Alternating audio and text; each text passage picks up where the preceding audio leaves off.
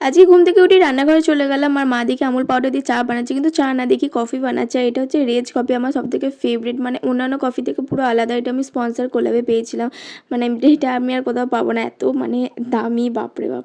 তো তারপরে আমি চা দিয়ে খেয়ে নিলাম মুড়ি আর আলুর দম। তারপর আবার 12টার দিকে আমি আবার চা খেলাম, মানে আমি সারাদিন শুধু চা খেতেই থাকি, আমি মানে কি বলবো, পাগল চায়ের জন্য। তো তারপরে মঙ্গলবারের দিনে এই প্রসাদ আর ফুলটা না পেলেই নয়, আর তার সাথে হচ্ছে এই কমলা রঙের সিঁদুরের টিপ, তো এটা তো খুবই দরকার। তারপরে আমি চলে গেলাম পড়তে, কারণ আজকে পড়া ছিল। তো স্যারের বাড়িতে গিয়ে আমরা সবাই মিলে ফ্রিজ থেকে থামস আপ বের করে খেয়ে নিয়েছিলাম। তারপর দুপুরবেলা এসে দেখি মা মুগ ডাল দিয়ে মুড়ি ঘন্ট বানিয়েছে, সাথে পাঁপড় তো ছিলই।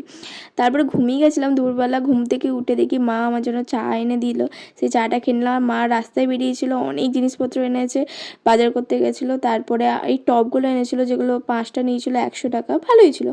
তারপরে মা গ্রসারি কিছু আইটেমস এনেছিল বাড়ির দরকারে।